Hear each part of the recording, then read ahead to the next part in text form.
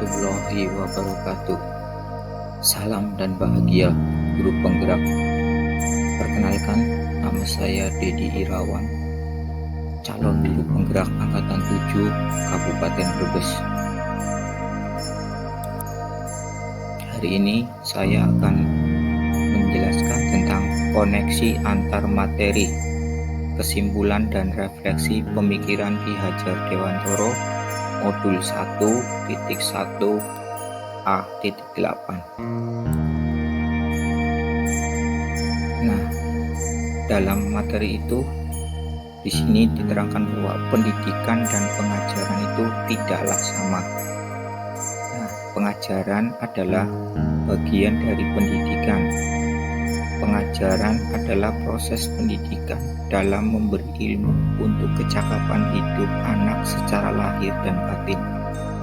Pendidikan pada hakikatnya adalah menuntun atau memberi tuntunan terhadap segala kekuatan kodrat yang dimiliki anak agar mencapai keselamatan dan kebahagiaan setinggi-tingginya, baik sebagai manusia maupun sebagai anggota masyarakat, untuk menciptakan ruang bagi murid untuk bertumbuh secara utuh, memuliakan dirinya dan orang lain, serta menjadi lebih mandiri lagi. Nah, apa yang akan kamu yakini tentang peserta didik dalam pembelajaran di kelasmu sebelum kamu mempelajari modul 1.1? Sebelum saya mempelajari modul 1.1, pembelajaran yang saya lakukan adalah yang pertama, yaitu hanya memberikan materi pelajaran. Di sini siswa tidak diberi kebebasan untuk menerima pembelajaran. Yang kedua, tidak memahami karakteristik peserta didik, hanya memikirkan kriteria ketuntasan mengajar, di mana setiap saya mengajar itu saya hanya memperhatikan materi apa saja yang sudah dikuasai oleh siswa dan hasilnya bagaimana, apakah sudah sesuai dengan KKM atau tidak. Yang ketiga, hanya melihat nilai dari hasil tes demi ketuntasan mengajar. Di sini saya hanya memperlihatkan atau mengevaluasi lewat nilai dari peserta didik yang ada. Jika nilainya sudah bagus, berarti pembelajaran saya sudah berhasil. Sebelum mempelajari modul 1.1, pembelajaran yang saya lakukan yaitu jika peserta didik sudah mendapatkan sesuai dengan proses pembelajaran, maka itu sudah dianggap berhasil. Yang kedua, murid hanya sebagai objek pembelajaran dan gurunya yang lebih aktif.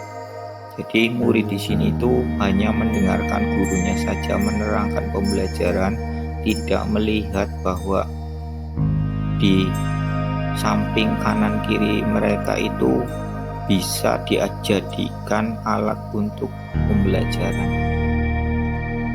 atau memanfaatkan lingkungan yang ada dan potensi anak yang ada yang harus digali oleh guru. Yang ketiga, pembelajaran hanya berpusat pada guru. Di sini saya sebagai guru itu merupakan sumber ilmu bagi peserta didik. Jadi peserta didik itu hanya melihat gurunya saja, tidak kreatif, tidak aktif, hanya diam saja, menunggu apa kata guru saja. Sebelum mempelajari modul 1.1, pembelajaran yang saya lakukan itu tidak mempedulikan peserta didik apakah sudah paham atau belum. Peserta didik hanya disuruh membaca dan menghafalkan saja. Dan peserta didik itu tidak punya kreasi. Ketika peserta didik tidak sesuai keinginan guru dan merasa gagal dalam KBM, itu guru juga dianggap gagal. Karena apa? Tidak sesuai dengan pembelajaran yang diinginkan oleh guru. Apa yang Anda lakukan setelah mempelajari modul 1.1? Setelah saya mempelajari modul 1.1 tentang pemikiran Ki Hajar Dewantara, bahwa selama ini saya banyak melakukan kekeliruan dan kesalahan dalam proses pembelajaran. Setelah saya mempelajari modul 1.1 tentang pemikiran Ki Hajar Dewantara, maka saya akan melakukan beberapa kegiatan, yaitu satu, misalkan melakukan proses pembelajaran yang menyeluruh, yaitu dengan memperhatikan beberapa aspek pembelajaran seperti aspek sosial, budaya, aspek kognitif, aspek afektif, aspek psikomotor, dan aspek spiritual. Sebagai guru juga harus ikhlas, sabar, dan juga dijadikan sebagai tauladan bagi peserta didik.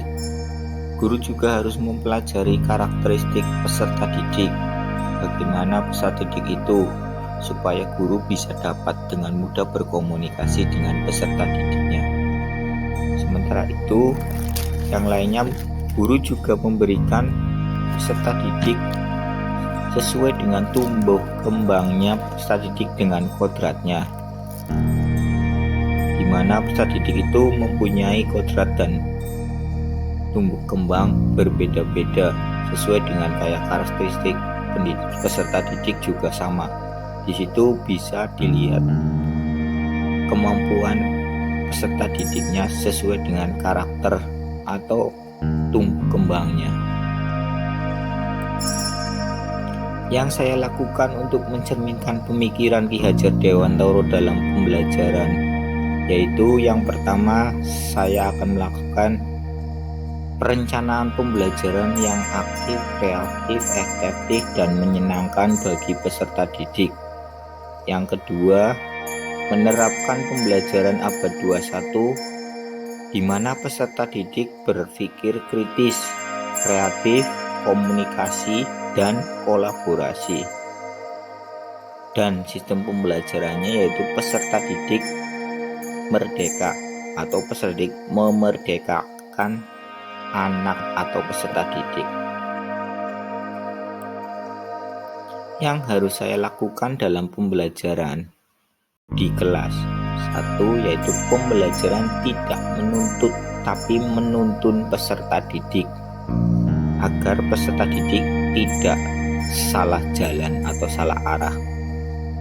Yang kedua, memahami karakter dan latar belakang peserta didik agar kita bisa komunikasi berjalan dengan lancar antara guru dan peserta didik, sehingga dalam proses pembelajaran akan tercipta pembelajaran yang baik.